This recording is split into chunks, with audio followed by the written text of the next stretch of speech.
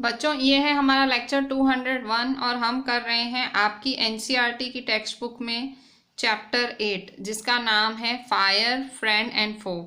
ये चैप्टर है आपकी एनसीईआरटी इंग्लिश में फायर एंड फो। अच्छा, चैप्टर में है क्या? चैप्टर फायर, ठीक है। फायर आपको पता है क्या होती है, आग होती है। फ्रेंड एंड फो, फ्रेंड का मतलब क्या होता है? दोस्त। फो मतलब दुश्मन। सो फायर दोस्त है कि दुश्मन है, ये चैप्टर उस पे है। सो फो, FOE, फो मतलब दुश्मन, फ्रेंड मतलब दोस्त। सो आप देखोगे कि फायर हमें दोनों तरह से है, यूजफुल भी है, डेंजरस भी है। कहीं आप देखोगे आग जलती है तो खाना बनता है, ऑब्वियसली आग जलती है तो खाना बनता है। डेंजरस है, इसी आग में कोई जल जाए तो। हम इस चैप्टर में पढ़ेंगे कि फायर किस तरह से यूजफुल भी है, डेंजरस भी है। फायर है क्या, हमने उसको डिस्कवर कैसे किया और हम इसे कंट्रोल कैसे कर सकते हैं, 3 चीज़ें पढ़ेंगे।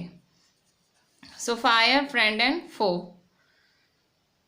जो अर्ली मैन है, अर्ली मैन मतलब पुराने ज़माने का इंसान, जो अर्ली मैन है उसको नहीं पता था फायर क्या है, पर उसने देखा था कि डैमेज होता है, फायर से क्या क्या नुकसान हो सकता है। अर्ली मैन ने, जो पुराने ज़माने का इंसान है, उसने लाइटनिंग देखी होगी, मतलब बिजली कड़कती देखी होगी। उसने वॉल्केनोस भी देखे होंगे, मतलब ये सब देखा होगा। ये तब देखा होगा जब उसे फायर के बारे में पता भी नहीं होगा। फायर हमेशा से बहुत ही पावरफुल और बहुत ही डेंजरस रही है। And he was frightened, fire को देख के जो आदमी है, पुराना आदमी, वो डर गया। पुराना आदमी कौन? जो पुराने ज़माने के जो आदमी थे, जब पहली बारी फायर उन्हें दिखी तो वो क्या हो गए? फ्राइटन हो गए, डर गए। फायर में है puzzled early man but we now know that fire is the result of chemical reaction. Fire ने, आग ने भले ही पुराने आदि मानुष को डरा दिया, अर्ली मैन मतलब पुराने ज़माने के इंसान को तो डरा दिया, पर हमें पता है कि फायर किस चीज़ का रिजल्ट है? फायर रिजल्ट है केमिकल रिएक्शन का। When oxygen in the air combines with carbon and hydrogen in a fuel, a chemical reaction takes place. जब एयर में से ऑक्सीजन कंबाइन होती है कार्बन और हाइड्रोजन के साथ, एक केमिकल रिएक्शन होता है। क्या होता है? ऑक्सीजन, एयर की ऑक्सीजन किससे कंबाइन होती है? फ्यूल के कार्बन और हाइड्रोजन के साथ कंबाइन होती है और केमिकल रिएक्शन होता है।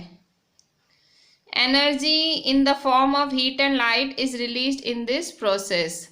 So energy हीट और लाइट के फॉर्म में रिलीज होती है और इसी को हम फायर कहते हैं।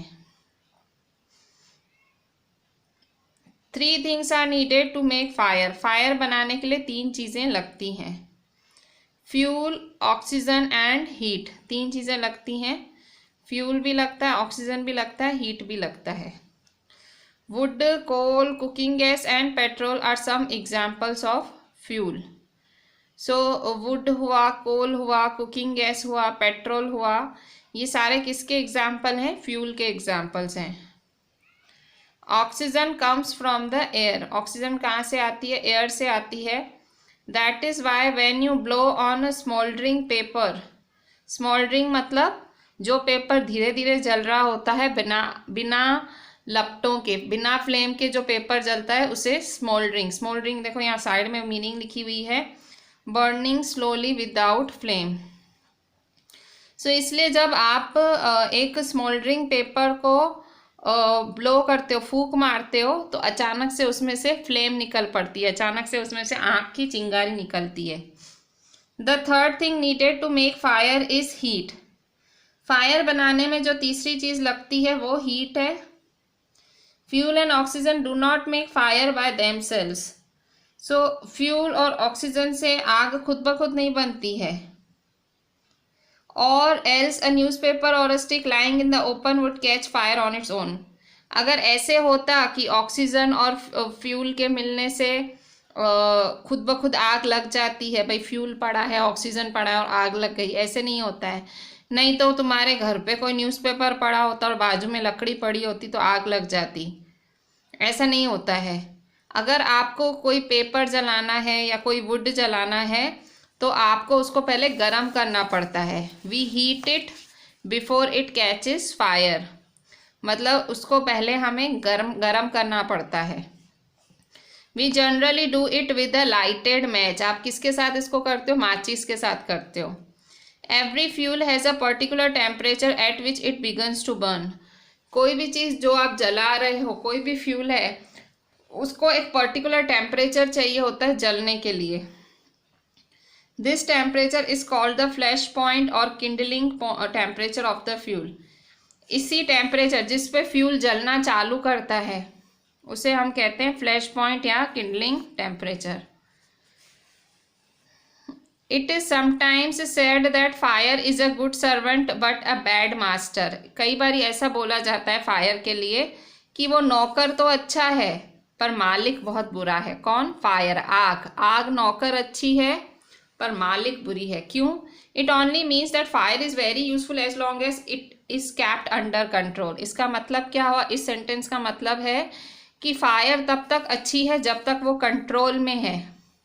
It only means that fire is very useful as long as it is kept under control. जब तक आपने उसको कंट्रोल में रखा हुआ है फायर तब तक अच्छी है, पर जब आपके कंट्रोल के बाहर निकल गई वो सब जला के राख कर देगी, खाक कर देगी। फॉर इंस्टेंस, एग्जाम्पल से समझाया गया है। We use it to cook our food, warm our homes in winter and to generate electricity. हम फायर को किस किस चीज़ के लिए यूज़ करते हैं?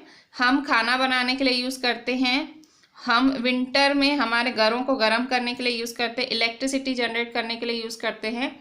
पर दूसरी तरफ अगर फायर हमारे हाथ से बाहर निकल जाए, मतलब फायर बहुत ज़्यादा लग जाए, आग बहुत लग जाए, it can be very dangerous. वो बहुत ज़्यादा डेंजरस हो सकती है। Each year thousands of homes and shops are damaged by fire.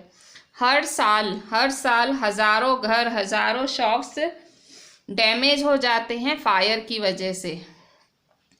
Vast areas of forest are also destroyed and hundreds of people are killed और इंजर्ड। जो बड़े बड़े जंगल हैं, vast areas of forest are also destroyed, वो एकदम destroy हो जाते हैं और 100 की तादाद में जो हैं लोग मरते हैं, इंजर होते हैं। Just as 3 things are needed to start a fire, there are 3 main ways in which a fire can be put out. In each one of the 3 things needed for burning is taken away. जैसे 3 चीज़ें लगती हैं fire को start करने में। Fire को start करने में क्या लगता है? Fuel, oxygen and heat. 3 things are needed to make fire. Fire बनाने के लिए 3 चीज़ें, fuel, oxygen and heat. Fire बनाने में 3 चीज़ें लगती हैं, ठीक है, पर फायर बुझाने में भी 3 चीज़ें ही लगती हैं। सो तीनों चीज़ों में इन each one of 3 things needed for burning is taken away. तीनों तरीकों में ये जो 3 चीज़ें हैं ना, फ्यूल, ऑक्सीजन और हीट, उनमें से कोई भी एक चीज़ हटा दो, फायर बुझ जाएगी। फ्यूल हटा दो या ऑक्सीजन हटा दो या हीट हटा दो, फायर बुझ जाएगी, ठीक है। So there are 3 main ways in which a fire can be put out. In each one of 3 things needed for burning is taken away, ठीक है। सो एक चीज ले ली जाती है। For example, we can take away the fuel if the fire has no fuel to feed on, no burning can take place. We often let a fire die out simply bye not adding more fuel to it. So सबसे पहला तरीका है आप fuel ही ले लो, ठीक है। For example, fuel ही ले लो। If the fire has no fuel, अगर उसमें आप फ्यूल ही नहीं डालोगे तो कोई जलेगा ही नहीं, ठीक है, चीज़ जलेगी नहीं। और आप सिंपली एक फायर को जलने से बंद कर सकते हो, उसमें फ्यूल नहीं डालो तो सिंपली वो बंद हो जाएगी। The second way of putting out a fire is to prevent oxygen from reaching it. दूसरा तरीका है फायर को बंद करने का कि ऑक्सीजन ना मिले उससे, फायर को ऑक्सीजन ना मिले। तो no supply of oxygen means no fire. Oxygen नहीं दोगे मतलब आग नहीं लगेगी। Small fires can be put out और smothered with a damp blanket और अ सैक। अगर छोटी मोटी आग है उसको आप स्मोदर या उसको बंद कर सकते हो। कैसे? ब्लैंकेट से उसके ऊपर आप कंबल ओढ़ दो, कोई बोरी ओढ़ दो, तो वो बंद हो जाएगी। This stops oxygen reaching the burning material. इससे ऑक्सीजन मिलना बंद हो जाएगी। जो चीज़ जल रही है उसे ऑक्सीजन मिलना बंद हो जाएगी और आग अपने आप बुझ जाएगी। Sometimes carbon dioxide is use to extinguish fire. कई बारी कार्बन डाइऑक्साइड यूज होती है जिससे फायर को आप बंद कर सकते हो। सो वो अलाउ नहीं करती है ऑक्सीजन को कि वो बर्निंग मटेरियल तक पहुंच पाए। ठीक है। The third way of putting out a fire is to remove the heat. तीसरा तरीका क्या है? आप हीट को ही रिमूव कर दो। ठीक है। The third way of putting out a fire is to remove the heat. ठीक है, वो गर्म चीज़ ही हटा दो। If the temperature can be brought down below the flash point the fuel stops burning. अगर आप टेम्परेचर कम करते जाओगे, फ्लैश पॉइंट से भी कम कर दोगे टेम्परेचर, सो जो फ्यूल है वो बर्न करना स्टॉप कर देगा, फ्यूल जलना बंद हो जाएगा। So the third way of putting out a fire is to remove the heat. आप हीट को putting out a fire is to remove heat. Heat ही हटा दो, मतलब हीट अगर हटा दोगे सो वो ऑटोमेटिक फ्यूल बर्न होना बंद हो जाएगा। You blow on a burning matchstick or a candle to put it out. जैसे कि कोई माचिस की तीली जल रही हो या कोई कैंडल जल रही हो तो आप फूंक मार के उसको बंद कर देते हो। तो ये क्या करते हो आप क्या करते हो? वो जो गर्म हवा है उसको बंद कर देते हो, आप उसका टेम्परेचर कम कर देते हो फ्लैश पॉइंट से, और जो कैंडल है वो बंद हो जाती है। Sometimes water is spread on a fire. कई बार सीधा पानी डाल देते हो। सो जब आप पानी डालते हो तो वो क्या करती है? हीट एब्जॉर्ब करती है बर्निंग फ्यूल में से और टेम्परेचर को कम कर देती है। The blanket of water also cuts off the supply of oxygen and the fire is extinguish. So जो पानी है, the blanket of water also cuts off the supply of oxygen. तो ये जो पानी आप डालते हो पूरा, सो वो क्या करती है? ऑक्सीजन के सप्लाई को कट कर देती है और फायर आराम से बुझ जाती है। Some fires can not be put out with water. कई आग तो ऐसी होती हैं जो पानी से नहीं बुझाई जा सकती। If water is spread on to an oil fire the oil will float to the top of water and continue to burn. समझो कोई तेल की वजह से आग लगी है, अगर आप उसमें पानी डालोगे तो तेल क्या है? पानी में तर जाता है। सो ऑयल फ्लोट हो जाएगा और जलता ही जाएगा, उल्टा डेंजरस हो जाएगा, बहुत डेंजरस भी हो सकता है। This can be very dangerous. मतलब जब आग लगी हो और पानी की वजह से आग लगी हो, आप पानी डालोगे तो डेंजरस हो सकता है।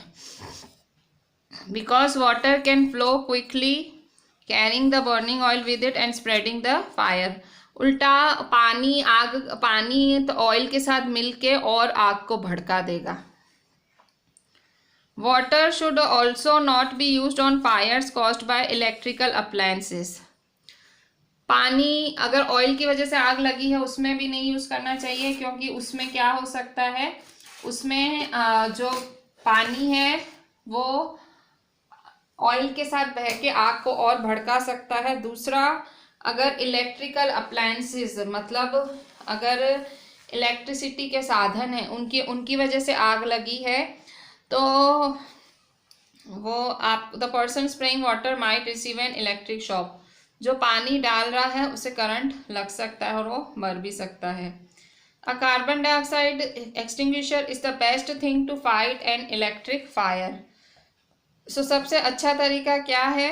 सबसे अच्छा तरीका है कि आप एक कार्बन डाइऑक्साइड एक्सटिंग्विशर, अगर कोई इलेक्ट्रिसिटी की वजह से फायर लगी है तो आप कार्बन डाइऑक्साइड छिड़को उसके ऊपर। ठीक है। सो पानी डालना सही नहीं है। आग लगने के टाइम ब्लैंकेट वगैरह यूज कर लेनी चाहिए। पानी डालना हार्मफुल है। या तो आप कार्बन डाइऑक्साइड एक्सटिंग्विशर्स यूज कर सकते हो। We spend millions of rupees each year in fighting fires. हर साल लाखों रुपए खर्च होते हैं फायर को फाइट करने में, and we spend more trying to find new ways of preventing fires from happening and getting out of control. और हम और भी ज़्यादा पैसे खर्च करते हैं ताकि हम नए नए तरीके ढूंढ पाएँ जो फायर है, फायर लगे ही नहीं और वो हमारे कंट्रोल से बाहर जाए ही नहीं। On the whole, we have learnt rather well to control fire and put it to good use in our everyday life. अगर हम पूरी बात करें, हम सीख गए हैं कि किस तरह से फायर को कंट्रोल करना चाहिए और उसे कैसे हम सही दिशा में यूज़ कर सकते हैं हमारी डेली लाइफ में। लॉन्ग एगो, बहुत सालों पहले, देयर वर नो फायरमैन, कोई फायरमैन नहीं हुआ करते थे। व्हेन फायर ब्रोक आउट, जब फायर लग जाती थी, everybody became a fire fighter. So क्योंकि जब फायर लगती थी तो तब फायर फाइटर होते ही नहीं थे, तो हर कोई फायर फाइटर बन जाता था। ये देखो, ये सब लोग पानी बुझाने में मदद कर रहे हैं जबकि इनमें से कोई भी फायर फाइटर नहीं है। ठीक है, सो बहुत साल पहले कोई फायर फाइटर्स नहीं हुआ करते थे, फायरमैन नहीं होते थे। So people formed human chain, they still do if required. लोग क्या करते थे, एक चेन की तरह खड़े हो जाते थे और वो क्या करते थे, बकेट्स पास करते थे एक दूसरे को, किसी कुएं से या किसी पॉन्ड से, और जहाँ पे आग लगी है वहाँ तक पहुँचाते थे। Now there are laws about building construction which ensures that space is left between buildings to reduce the fire risk. ये कानून भी है कि भाई ये कानून है, लॉज हैं कि आप अगर आपको कोई बिल्डिंग बनानी है तो ये इंश्योर करना पड़ता है कि दो बिल्डिंगों के बीच में गैप रखी जाए ताकि फायर लगने की खतरा कम रहे। Every new building, especially a public place, must ensure observance of fire prevention norms.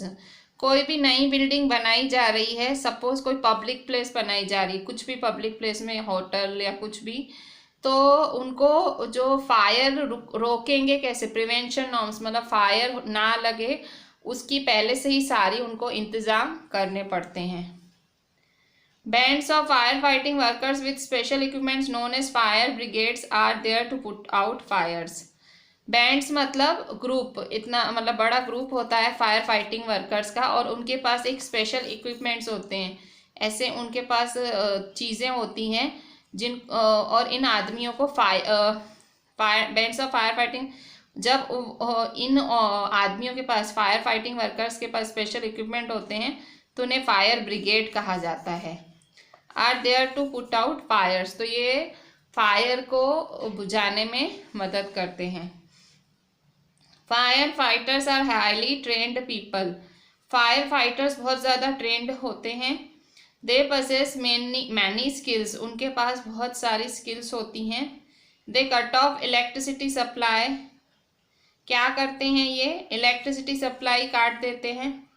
Knock down dangerous walls, उन्हें लगता है कि ये दीवार अगर बहुत ज़्यादा आग पकड़ेगी उस दीवार को ही गिरा देते हैं। Spray water and other materials to bring fire under control, पानी डालते हैं या बाकी चीज़ें डालते हैं ताकि फायर कंट्रोल में आ जाए। They are also trained in first aid, उन्हें वो फर्स्ट एड की ट्रेनिंग भी उन्हें मिली हुई होती है। फर्स्ट एड मतलब भाई किसी को कुछ हो जाता है, लग जाता है, तो शुरुआती में मलहम पट्टी या ऑक्सीजन देना, ये सब की ट्रेनिंग भी उनके पास होती है, so that they can help people suffering from Burns, तो वो लोगों की मदद कर पाएँ जिन लोगों को मतलब आग burns, so they can help people suffering from burns और from the effects of smoke. सो वो लोगों को दे कैन हेल्प पीपल जिनको आग की वजह से जो जल गए हैं या जो धुएं की वजह से जिनको तकलीफ हो रही है, वो उनको मदद करते हैं। The discovery of fire and its uses help early man to cope with nature better and gradually adopt a settle mode of life.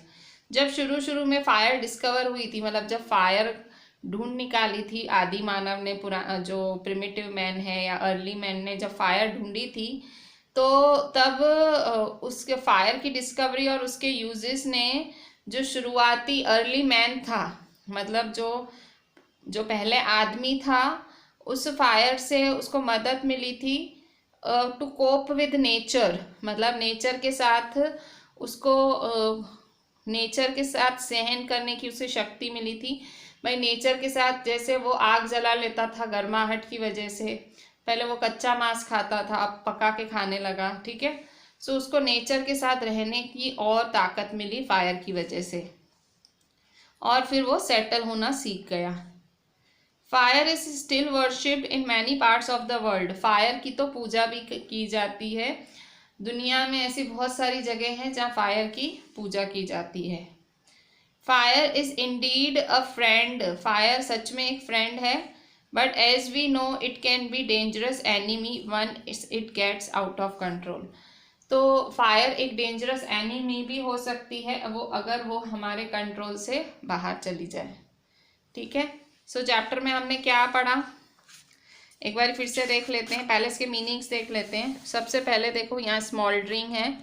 So स्मॉल्डरिंग word का मतलब क्या है? स्मॉल्डरिंग, बर्निंग स्लोली विदाउट फ्लेम, मतलब जलना पर बिना आग की लपटों के, उसे स्मॉल्डरिंग कहते हैं, ठीक है।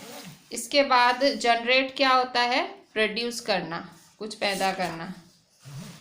फिर add fuel to the flames, और आग की लपटों को फ्यूल देना, मतलब फ्यूल देना। सो अगर आप फ्लेम्स को और फ्यूल दोगे तो वो और तेजी से भड़केंगे। स्मॉदर्ड, स्मॉदर्ड का मतलब सफोकेटेड, सफोकेशन, कम हवा की कमी की वजह से सफोकेशन होना।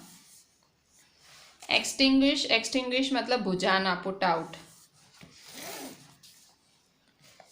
बैंड्स, बैंड्स का मतलब ग्रुप्स। इक्विपमेंट्स, थिंग्स नीडेड, जिन चीज़ों की ज़रूरत है। लास्ट, कोप, डील या मैनेज, ठीक है। डील करना, मैनेज करना। कोप मतलब सहन करना या मैनेज करना, जो भी बोल लो, ठीक है। सो एक बार फिर से देख लेते हैं। चैप्टर का नाम है फायर, फ्रेंड एंड फो। आग दोस्त भी है, दुश्मन भी है। जो पुराना आदमी था, अर्ली मैन था, उसे पता नहीं था फायर क्या होती है, पर उसे पता था कि फायर क्या क्या डैमेज कर सकती है। उसने लाइटनिंग देखी, वॉल्केनोस देखे। फायर पावरफुल भी थी, डेंजरस भी थी। वो डर गया, भले वो डर गया, पर हमें पता है कि केमिकल रिएक्शन है। किस किस का केमिकल रिएक्शन है? फ्यूल, ऑक्सीजन, हीट का। फ्यूल मतलब वुड, वुड मतलब लकड़ा, कोल, कुकिंग गैस, पेट्रोल, ये सब फ्यूल होते हैं। ऑक्सीजन कहाँ से मिलती है? एयर से मिलती है। और हीट कहाँ से मिलती है? हीट मिलती है, हम मैचस्टिक वगैरह से हीट प्रोड्यूस करते हैं, ठीक है। सो चीज़, कोई भी चीज़ जो आग पकड़ती है उसके लिए उसको फ्लैश पॉइंट चाहिए। फ्लैश पॉइंट का मतलब जो टेम्परेचर जिससे फ्यूल जलना स्टार्ट हो। फायर एक अच्छा नौकर भी है और एक बुरा मास्टर भी है। जब तक उसे कंट्रोल में रखो वो अच्छा है, अगर वो फैल जाए तो प्रॉब्लम, ठीक है। फिर 3 तरीके हैं फायर को प्रोड्यूस करने के लिए, तो 3 तरीके हैं उसे बंद भी करने के लिए। उन तीनों में से सारी चीज, उन तीनों में से एक एक चीज हटा दो।